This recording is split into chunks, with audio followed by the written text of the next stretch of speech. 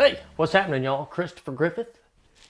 Hey, what's happening, y'all? Christopher Griffith. Wanted to take a couple minutes today to talk to you about something that I visited with y'all about 3 years ago, actually, November 2018.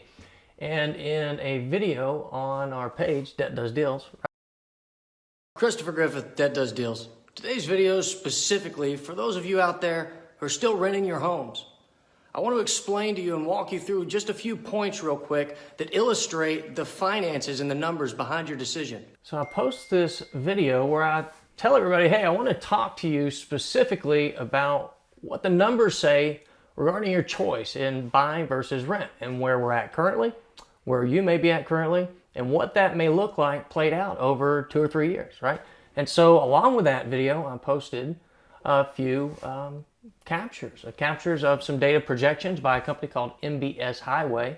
Barry Habib, a really very smart, I would say, economist, follows a lot of different trending data around housing specifically, and reports on that to an entire community of professionals with a very high degree of accuracy. I think something, it's called a crystal ball forecast, I think, or crystal ball award, something along those lines, but that award him or reward him for projecting out instances that later become accurate. So I use his technology to model a couple of things because I want to show people what their true cost of their decisions are, right? And so going back here, we've got two things here on the left we'll call focus to real quick. But going back, we projected out, let's say, okay, today in November 2018, at the time, we'll go through kind of median prices and stuff, what it looked like from the St. Louis Fed and the tracking data that correlates with that. But at the time, we looked at a $200,000 purchase versus renting. And at the time, comparable rent for the same $200,000 home was around $1,500 a month.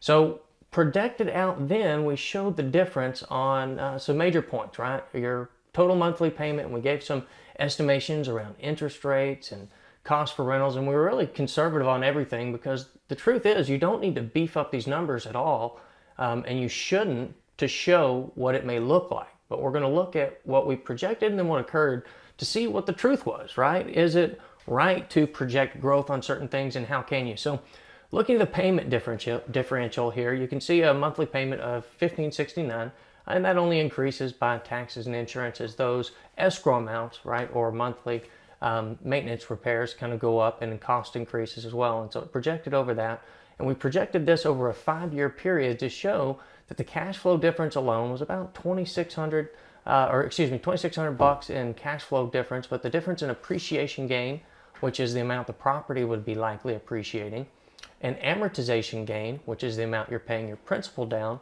were pretty significant. So the net gain overall at year 5 was around 35 grand is what this was showing.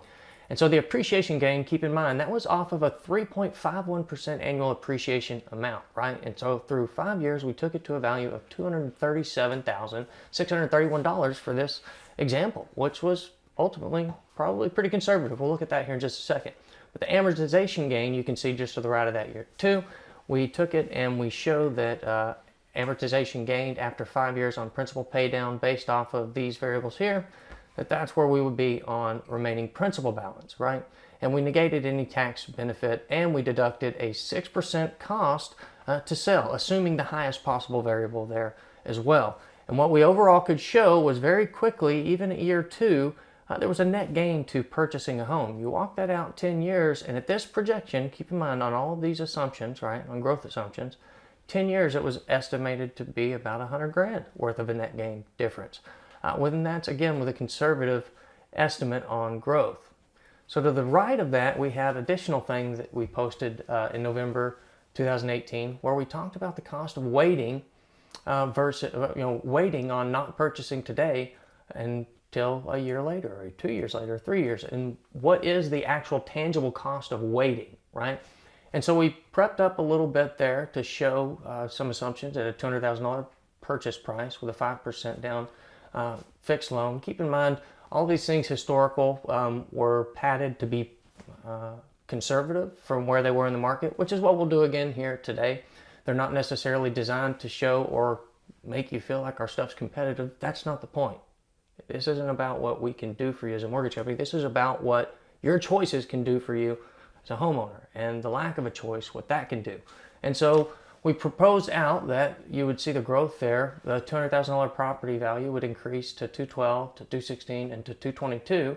But we proposed out over 3 years what the growth would look like, and you can see where it averaged, or what annual appreciation actually looked like and took on year over year. And so it gave a pretty good example of what the cost of waiting would look like when you break down through the payments and the assumption of increasing rates slightly, which didn't occur necessarily to the same degree at all. So you may have a little bit of savings there, but you can see that the cost the biggest cost of waiting is from losses from appreciation and amortization, right? These bigger categorical buckets here. And so that's a big piece to pay attention to when you're renting. You're not paying your principal down. You're not attached to the property's appreciation, or what occurs to property appreciation in your overall market, right? And so what happens is you fall out of that economy of growth. And so the cool thing to note here simply is a house with no mortgage whatsoever and a house with, say, 100% VA loan or 100% loan to value USDA loan, those houses are going to appreciate the exact same way regardless of the mortgage that's on them. So this will break down and shows you a little bit about what the cost of waiting looked like and what we're estimating. Now, the biggest takeaway from talking back through these documents is just to show what the property appreciation projections in these scenarios looked like, right? What the net gains look like based off of small assumptions of overall 3.51% increase here. And then over here projected a little bit differently because you're going over a 3-year period instead of a 5, but you can still see the growth in value projections here topping out at 222 versus the 237 at year 5. So following that same growth trend line. Well, what actually happened? Remember, this is November 2018. So what actually happened? Let's go over here and look at some of the St. Louis Fred economic data research. It's a pretty cool website. You can look at a lot of different things for your city or your county. But let's look back at this thing. So the first thing that we're going to look at is median list price per square feet year over year in Grayson County. And we're looking at this somewhat because rent breakdown is around square foot, and so is average or median purchase price kind of numbers a lot of the time with what you see on outside of just median rent price or median list price. Understanding how that impacts you at a different level or square foot level may be important. So if you look back to the median listing price per square foot year over year in Grayson County, what you'll see is in November of 2018, it was 6.27% higher than where it ultimately bottoms out at the 0 here. You can see in April of 2019, and then year over year, the median list price per square feet begins to gain quite a bit, topping out over here at 25.48% as far as the median list price per square foot year over year. So a pretty healthy growth there on the square foot base, and that may not make a lot of sense to you. If you want to take and look at that over your price per square foot, it may. But let's look back at something a little bit simpler here. And what we'll see again from St. Louis Fred Economic Data Research website, and you can see the URL up here. It's fred.stlouisfed.org. But you can look at all your county or your city or state specific data. And on this one, you can see this is a chart for median listing price in Grayson County, Texas. So if you look here, we see a chart where the median listing price in Grayson County is being displayed in front of you. And we have it set to show you from November 2018, we posted this data, to current. And so if you follow the chart here on the right, what you'll see is as you move forward, it dips out again. This shows February. The other chart showed April, right, by square foot. But then that's kind of pre-COVID there, just a hair, quite a bit actually. But if you follow the lineup, in July of 2020, post-COVID, what did Logan call this thing? America's back model, right? But post-COVID, you can see then the average or the median listing price in Grayson County start climbing pretty dramatically. We had some posts the other day from the same website that showed why, as far as population, number of listings available, new housing starts coming online versus new buyers coming online already in market. And so all of the things that are fundamentally driving the purchase price for this area. So let's look at this here, renting versus buying. What does this look like? Well, it's showing over that 9-year period, the cash flow difference is $41,685. And that shows an increase in a pretty substantial increase, I guess, in year 1 through year 9 rent increase, because you're assuming about a 4% annual rental increase, which isn't, that's pulled from a few different places, but 4% annual rental increase. If I was underwriting a rental deal, I wouldn't necessarily assume that because it's a little bit aggressive. So even if you consider backing off of these numbers, just to kind of take a point from it, you can, but they're still very likely to occur because we're in a market with not a ton of rentals and a short supply of homes, as well as an overabundance of home buyers. If you look at the appreciation gain over the 9-year period from the starting point, it's going to show you about $62,000 in appreciation gain from the 329,250, assuming 1.94% per year, which is really more along the lines of what I would model kind of a value rate of growth at, and rent should run a little ahead of that probably. So estimated value after 9 years is assuming 391,470 at that pretty conservative rate. And so it's going to break down a few costs to sell here. Keep in mind they're assuming this full 6% cost to sell based on that future value after 9 years. The amortization gain, that is when you're paying your principal down along the way, is an additional $62,000. So it's showing a net home buying gain here of $136,211 after a 9-year period. And then you can see over 8 years, 7 years, 6 years, 5 years, 4 years, 3 years, 2 years. And it's showing here bottoming out at a 2-year ownership period, likely leading to a net gain based off of some conservative ideas. So buying versus renting, when does it make sense? Well, if you're going to own it for more than 2 years, which makes a lot of sense too, because you don't have to pay, if you own or occupy for a period of 2 years, you don't have to pay capital gains tax, $250,000 per individual or $500,000 for a married couple. Talk to your CPA. I'm not one, right? But those things are significant, and it also shows here that's about where the breakover for value gain is for you as well. And so that's a pretty neat thing to see in disparity of buying versus renting. And I'm putting this out here now because in 2 years from now, or 3 years from now, I'll hop on and do another one of these just like I'm doing on the previous ones, because I think it's very obvious. In November 2018, if someone sees this video and they bought a house in Grayson County in November 2018, what I want to know is it not worth $222,000 by now? I bet you money they're all going to say it's worth money, quite a bit more than that, because the reality of what's occurred in this county is rapid appreciation. So what's the cost of waiting? Median home price of $329,250, regardless of where you fall exactly on that number, if it fits you, if it doesn't, if it's low, if it's high. Don't worry about that too much, but focus in on the change here.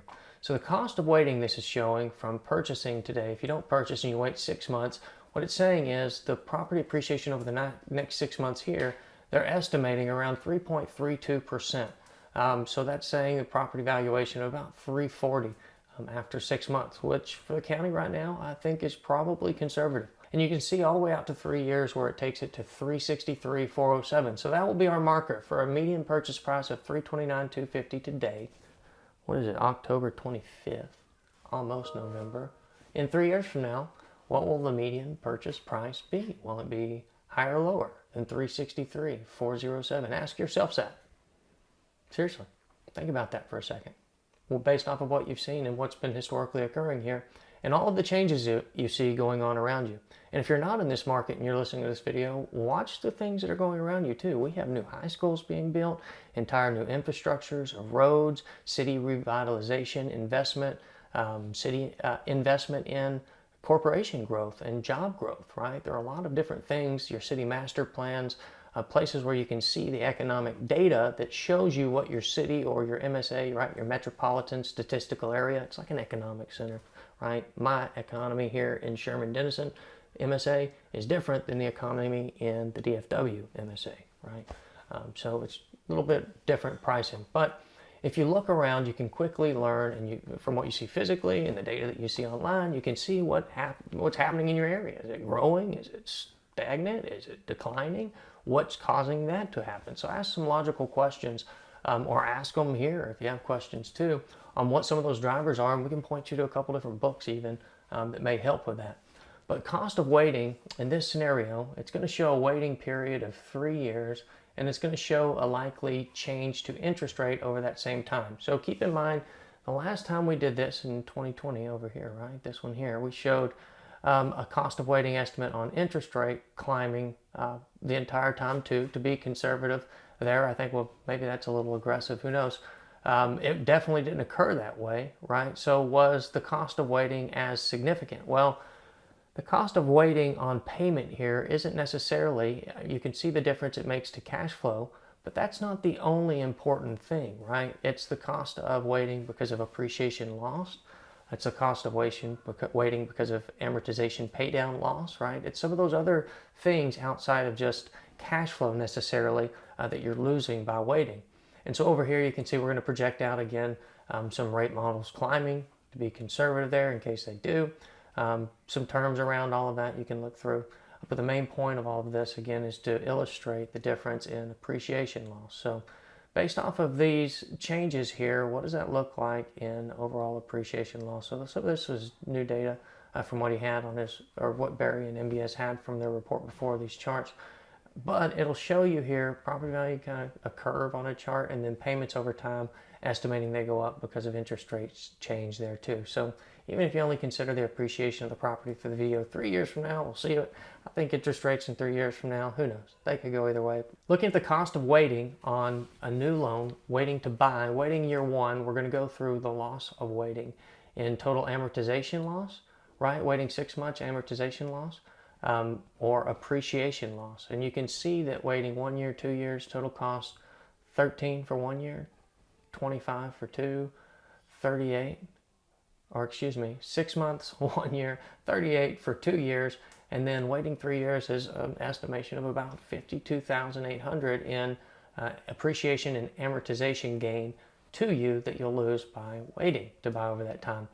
The additional cash required, this is where it's going to show you what is required as far as payment, basically. So even if you don't want to necessarily assume that these are going to be accurate, kind of like our projections over here in 2020, even if you don't want to assume that these are necessarily accurate, you can take it and kind of model it for yourself based off of these numbers on what you think is likely to occur, which is, perfectly fine as well. But the biggest, again, point of the cost of waiting is if you're anticipating continued appreciation and loss of what you're paying down in principal while you're paying someone else's principal down through renting, what is that going to impact you around? So I think it's pretty cool to see that from 2 years ago, clearly we appreciated more than the 11.25%. So cost of waiting, we projected, or MBS Highway rather, projected waiting 3 years at this point in time, November of 2018, well, it'd be about an 11.25% increase over gained, essentially. Same thing, assessing it a little bit lower here over 3-year gain. We'll see what it looks like, again, based off the 363,407 number in 3 years from now. But if you bought a $200,000 house in Grayson County in November 2018, I'd love your comment here to let me know. Did you beat or not beat a value increase of $222,498? Because that's what we projected off of last time, and we're still seeing the same fundamental drivers, if not better drivers, to value market considerations today. So hopefully all of that helps you a little bit and breaks down some of the different value in there that you need to be paying attention to. Shows you kind of where we were thinking we were going to be in November of 2018 and what that would look like, as we tried to inform you. If you're renting, there's a tangible cost to that. And not to say that renting's bad. There's a period of time or periods of time where certainly I think everyone probably has rented or ought to rent maybe, considering, but the goal should be to purchase, because when you don't, you're missing out on tangible value. You're making financial choices that impact your wallet. We just simply want you to be aware of those so that when the time is right, you can make the best decision for you and your family. A home may be literally the best financial investment you ever make, but it's certainly probably the best investment in your family that you'll ever make. It gives you an opportunity to put down roots, to grow in your community, to become neighbors with people, and to get to know each other a little bit better than you currently do, which is really, I think, what most of this stuff should be about with what we do in housing. We should be creating communities, good communities, strong communities, and we should be taking ownership of that mentality just as much as we do ownership of our home and its value and the obligations that we're tied to when we choose it.